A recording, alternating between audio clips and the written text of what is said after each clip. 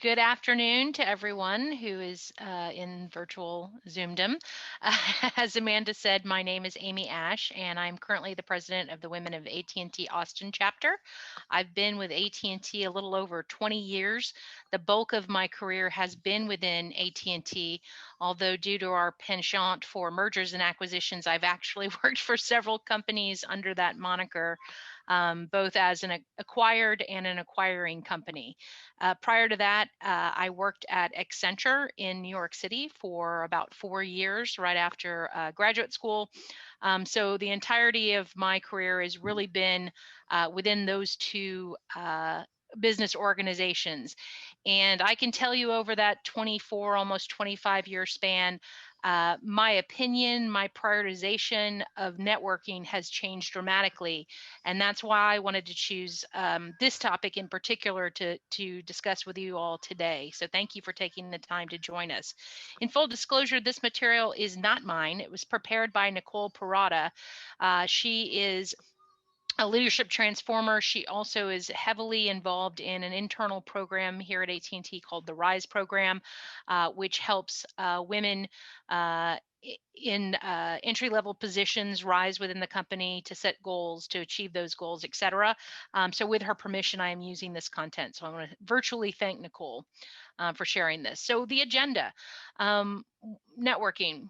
Why does it get in our way? Making networking a consistent best practice. And then I wanted to say, Amanda, I will take questions at any time. I am not well versed in Zoom technology, so I don't know if there's a moderator that can, look for digitally raised hands. I'm fine with people just unmuting and saying, hey, Aimee, I have a question.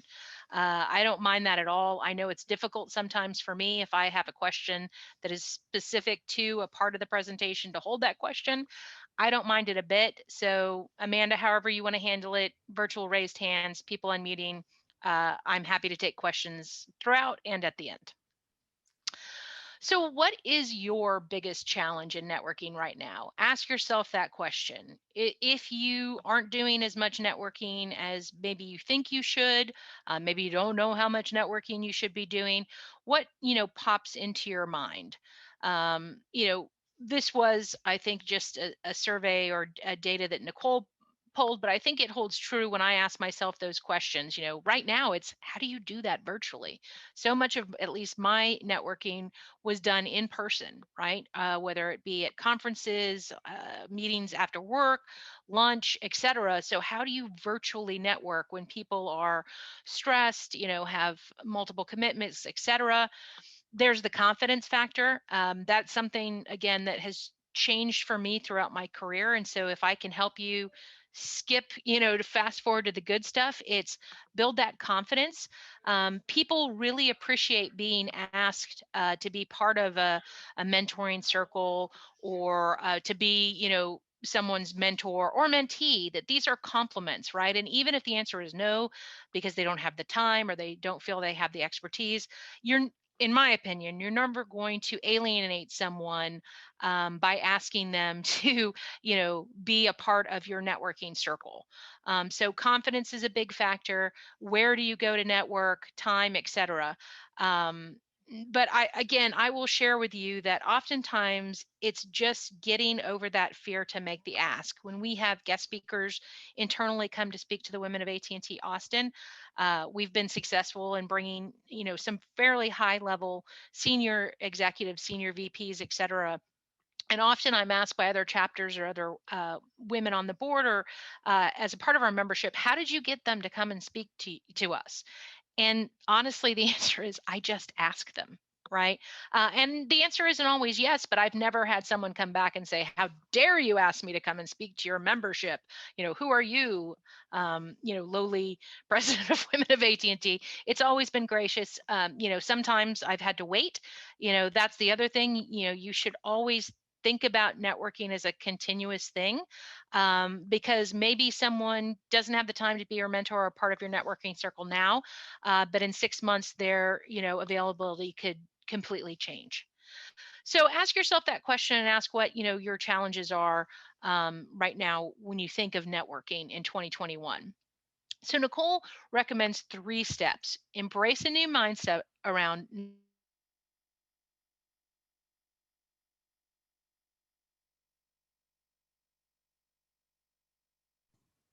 You guys still there? networking, right? It's good.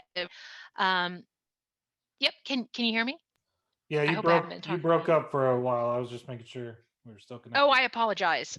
Thank you for speaking up. If it happens again, let me know. I just got some kind of signal saying my internet was sketchy. Of course, it's been fine all day until now. Prepare yourself for success, right? Prepare to get that yes. Prepare to hear someone say yes. Let's meet up or do a virtual Zoom call or just have a chit chat on Fridays while we eat lunch, in our various work from home locations, and then make it a habit.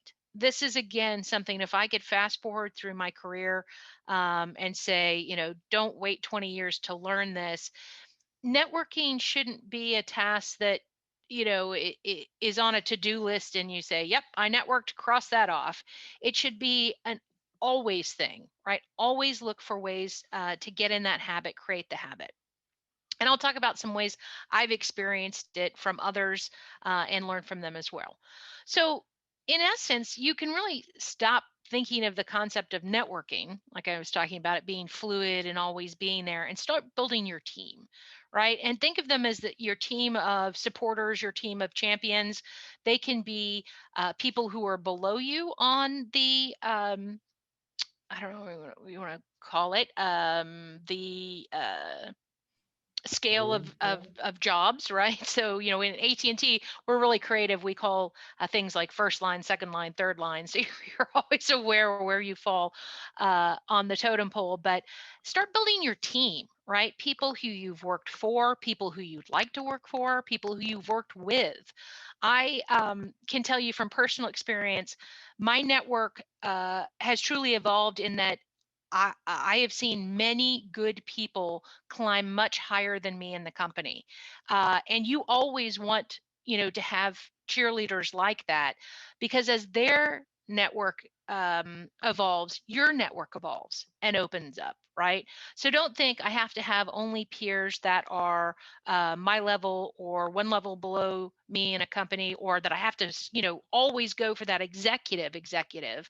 Um, Build the people that are like-minded, that you have an affinity towards, um, and think of them as kind of building your team like you did when you were a child in PE. You picked your team and you made the best attempt at the team once you built it. I think I saw some questions coming up. Is that what I saw, Amanda? No, Or sorry, I just posted that people could enter questions into the chat if they wanted to. So gotcha, sorry I'll let about you that. know if they pop in. Okay. Okay. So stop thinking it simply as networking. Like I drive to a place, I network, I'm done networking, I go home and I close my networking book, right? It's every day you are building your circle of influence, right? Every day you are building your personal brand. And sometimes it might not feel like that, right? Sometimes you may feel like I put in the extra effort and I didn't get noticed or I didn't get a kudos, but you'd be surprised. People are paying attention, and it might not be your current boss, but it might be a peer that later has to do a cross-functional project and needs to reach out to someone and say, hey, I've worked with Aimee on X, Y, and Z, and I think she's a self-starter. I think she works hard. So think about that every day. Every day you show up, you are building your circle of influence. Um, so what about the questions or myths that we can debunk, that I've had people say, well, I have a really strong network within my company and I want to stay with my company, so I'm not going to network with people I went to school with or from my old job or from my partner's job, because what can they do for me? Well, I can say a couple of things. One, you never know when your company is going to change, or you're going to change your company. So it's important to have that external team network as well. Also because they can help you give an unbiased view of something. So maybe you're going through something from an employment perspective within a company, and you don't feel comfortable talking about the options with someone who is within that company. That's why it's important to have a balanced, valuable circle of influence with people inside and outside the company. This is important and very important in turbulent times like this, because I'm sure there are a lot of companies that ceased being companies that probably didn't have that in their 5-year plan at the beginning of 2020, right? So you want to make sure you have people inside where you're currently working and outside to help with those transitions, to be more to be smoother, those transitions. So another myth is I'm really extroverted. I'm super chatty. I never met someone I didn't like. Why do I have to quote unquote network? Um, the answer is you shouldn't have to be something you're not while you're networking. You should just be bringing your best self, right? When you are, building this team. Just be authentic, talk about your strengths, be humble about, your development, areas for development. And I think all of that builds credibility, when you're creating this team environment, that people understand this is someone who recognizes what they're very good at, recognizes areas that they're working on, and I can trust them, right? Networking fundamentally for me is about that trust. And then the last myth is I'll get to the networking, right? And this was me for a long portion of my career. Again, if you can hit the fast forward button based on listening to my voice for an hour, which I apologize for, it's don't think you'll get to it. I used to think my work product will stand for itself. I don't have to network. I don't have to talk about my work product. It's out there. People know it. They can judge me based on it. But that's just simply not true. People are very busy. Oftentimes, work is rolled into other work. It's important to talk about long term, right? When you're talking about a career, building a circle of influence must always be in the forefront of your mind, as much so as the work you're doing. Um, so let's talk a little bit about embracing a new mindset around networking. So the first step that Nicole is recommending is define your career vision. I'm a big proponent in you have to know what you want to do before you can do it, and you have to believe what you're trying to accomplish uh, before you do it. Those are things that will help you be successful. So define what that career vision is, and don't limit yourself. Don't say I want to be this. Oh, but I don't have this skill, or I don't have that educational um, you know degree yet, or I don't have the next level of degree that I'm working towards.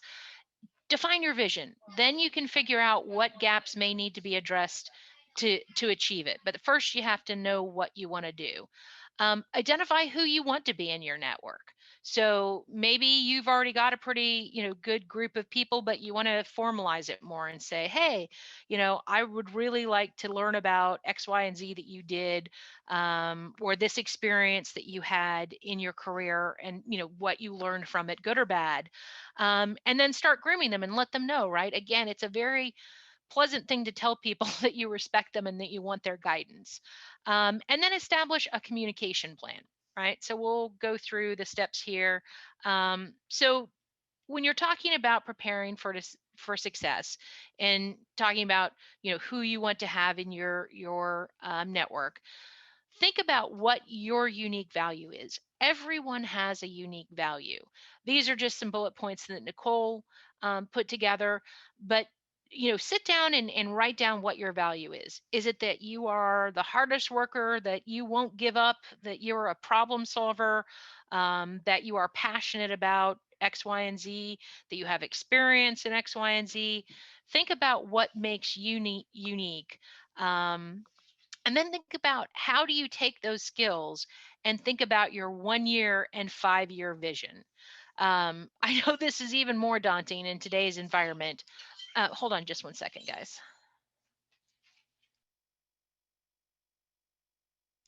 I apologize. I have a 7-year-old who's remote learning, and she thought now is a good time to come and sit down, and she's in my circle of influence.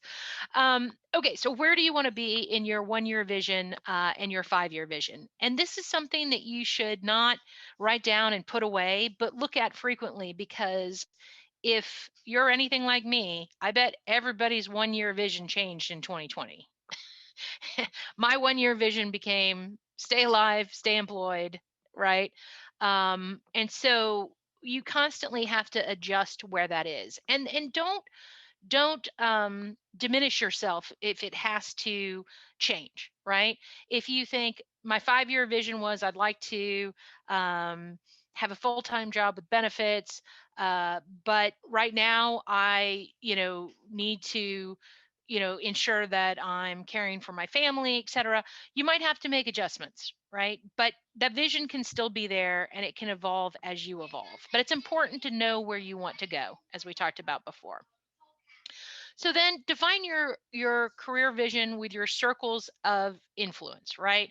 And these are just titles. They can be anything you want. Your personal board of directors are probably your most trusted people, the key people in your life that support your career dreams. These can be a variety of different people: family members, friends, significant others, children, but keep them close. These are the people who know you, and are there to really champion and support your career dreams, right? Trusted partners could be colleagues, client, vendors, your overall community, spiritual, um, any kind, right? A volunteer community, a group of people you frequently volunteer with. You need these trusted partners, so that they can also give you maybe critical feedback that your personal board of directors may not be as good at articulating. And then the third outermost ring is developing those new contacts, people in your social media networks and others. Although I would give a personal caveat, I try not to mix my business social media with my personal social media. I know many people who do that very, very well. I am not one of those people. And I've never seen, I will say I have had feedback that, I'm a person that's not on social media with people that I work with, but usually when I say it's a hard, fast rule, people seem to accept it. That may hold me back a little bit. So you may decide to, uh, create a different circle for yourself. But for me, I have less stress not having to censor, my personal life and the things that I'm saying. So I just want to drop that out before I forget it on the developing new contacts. This is important though, because as things change, you want people in not only inside and outside the company. You want people of varying ages, ethnic backgrounds. I mean, the more diverse your network is, the more successful all of you will be together. Because that's the other thing I wanted to touch upon. It's not like this circle is just a circle all around you. It's tens or hundreds of circles that are overlapping each other, right? Because you have people within your personal board of directors that may be trusted partners of someone else, and they may introduce you to a new contact, right? That expands your network into their network. And so it's important to have all of these types of people within that circle of influence. So quality over quantity. I loved this slide when I got to it because I felt a little like vindicated in some way. Because again, I feel like I may not be the strongest networker. But when I got to this slide, I thought, but you know what? With the people that I do have in those circles with me, I feel that we have a real connection. It's not just I have 995 friends on Facebook, 150 of I went to high school with that I haven't talked to in 30 years. It's not like that, right? To me, in both my professional and my personal life, I'm all about the quality over the quantity.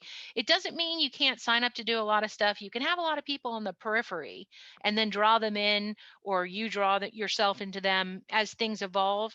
But it's not just a numbers game. You want to make sure you're able to support the relationships that you're beginning.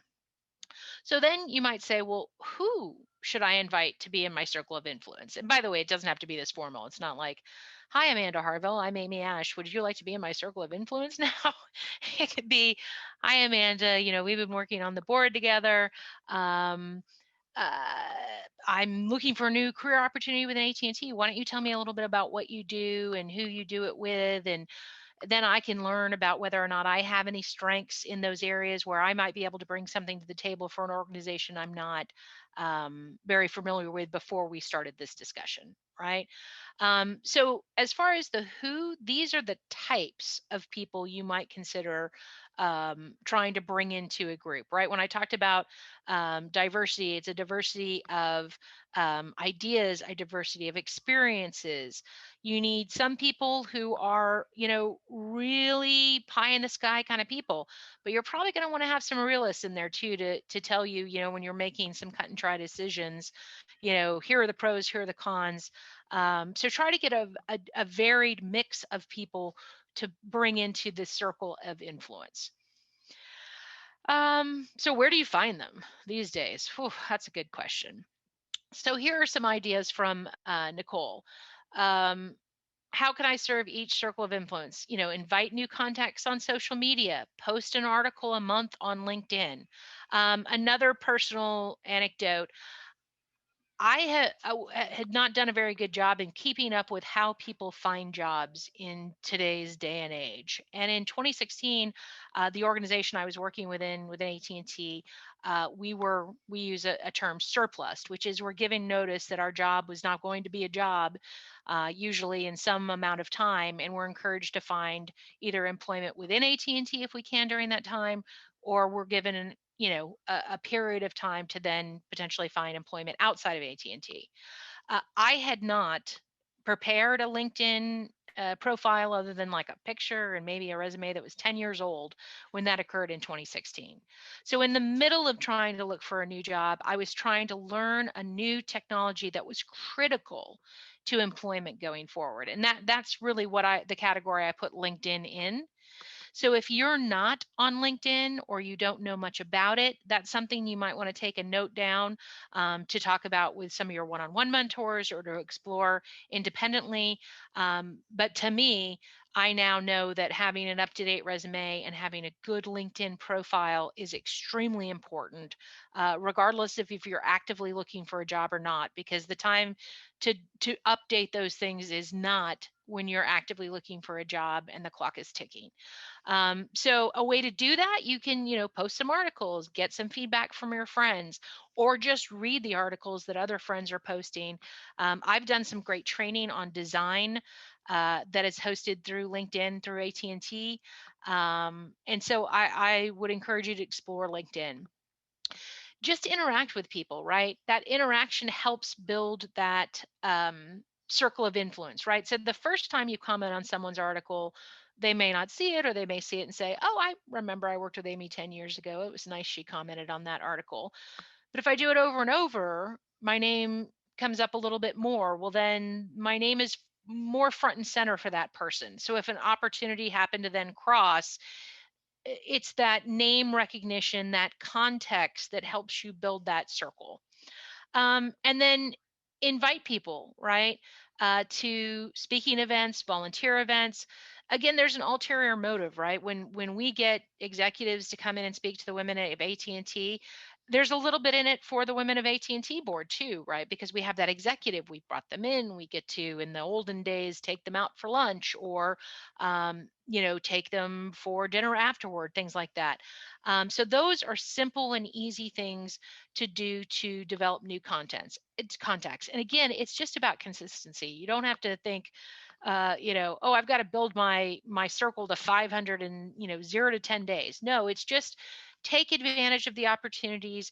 Be prepared with that kind of elevator speech. So if you are in either a virtual or someday again in person environment where you're introduced to potentially coworkers of coworkers, friends of friends, you kind of know what you can talk about. Like, this is what I'm doing, this is where I'm going, this is my vision, right? Circling back to the vision, it's my 1-year vision, which is really my critical goal at the moment, versus my 5-year goal, which is my longer term goal, goal. But having those things clarified for yourself enables you to articulate them clearly to others as you build that circle of influence. So trusted partners. Call 2 people in my extended network for 15 minutes. What's going on? What's happening? I can tell you I'm not good at this at all, but I am in circles with people that are. And every time they do it to me, I think, gosh, I really need to be doing that more, right? So I don't know how they do it, if they have like a revolving calendar, or if they just do it ad hoc. Wow, I haven't talked to Aimee in a while. But I have people in my circle that, like clockwork, will reach out to me at least once every 6 months through an instant message or through a text or through a phone call that just says, hey, what's going on? How's your daughter? What job do you have? Who's your boss? Are you liking things?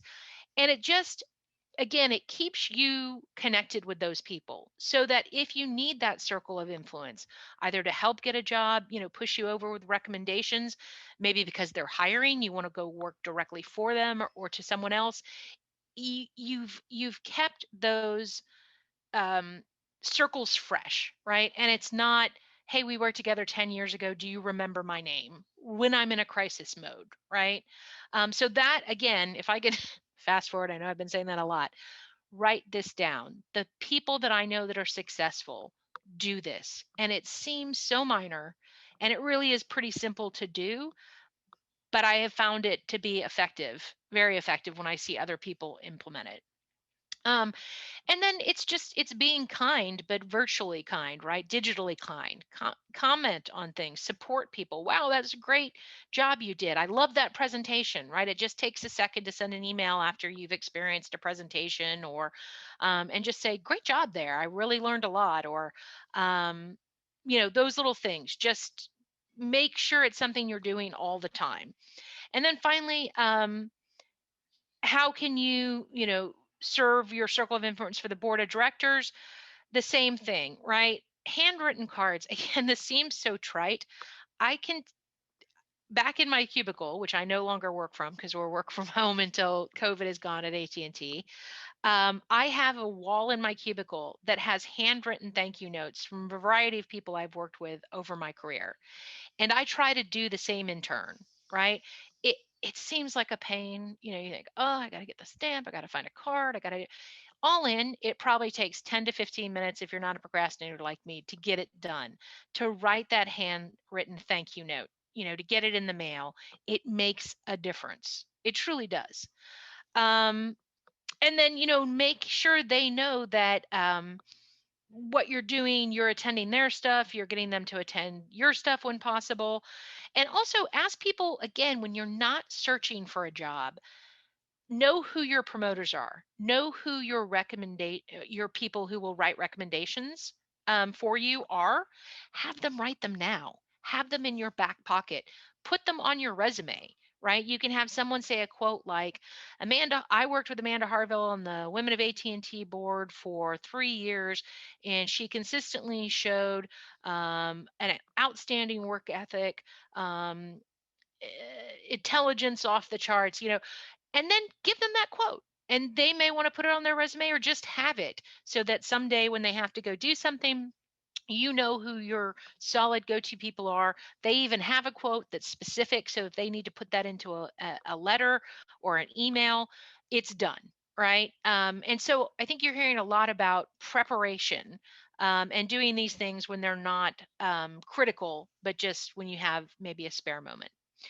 Okay, communication strategy guideline. So uh, again, you can leave voicemails, you can do quarterly mailers. I see this again with my network. A woman I went to college with is a realtor in Houston, and she puts out a quarterly email about, and it's not just for people looking to buy houses, which is what I think is interesting. That's how she is building her influence. She'll send like top 4 tips for cleaning this out of your soiled couch, or did you have a pipe break during our weather event in the recent past? Here are the 5 steps you should take, so that people retain her circle, right? They don't say, I'm not looking to buy a house, click delete, because there's something in it for them, right? She's trying to give them information that will be helpful, but also stays top of mind, so that when and if they do need a realtor, there's only one realtor that's been emailing me quarterly, right? So I think that's a great suggestion. Voicemails, IMs, anything in person, all wonderful things. personal text during holidays, occasional call, how are you doing? Again, just be that person that picks up the phone. I know it's difficult for me personally, especially to pick up the phone. But I think most people, once they're on the other end, find those things very pleasant, very appreciative. I know for me, I send personal holiday cards. That list is quite extensive now. It incorporates a lot of people I've worked with, worked for, hope to work with. That's just something I do, and I have it fairly automated now, so it doesn't take a lot of time. But again, they're getting a card from me every year. They remember my name. Some of you may have a career history like me. I think I've had 18 bosses in the 20 years I've worked for AT&T. It's a lot of bosses, right? But they all get email. They all get a Christmas card from me every year, whether they're retired, have moved on to other places. As long as I can continue to find their address, stalk them effectively, they're going to stay on my list, right? And then the personal board of director, these are the people you want to, wine and dine a little bit if you can, invitations to lunch or happy hours. Um, this is a little more difficult, but these are the people that are really going to be the people you're going to turn to when you need assistance, in activating your network. So in summary, consistency is key. Time block your actions, evaluate results, create those habits. Don't just, network and move on. This is just a summary slide. My apologies. I would encourage you. I know Nicole did not present here, but you can jot this down. I'll talk for a little bit, so anyone who wants to, or they can contact Amanda and we can get her this information. That it's, look up Nicole, look into Rise, look into what she's trying to accomplish. Like I said, she openly allowed us to share this information, so I'm sure she would welcome any new contacts. Thank you all for your time Yeah, today. I truly absolutely. appreciate it.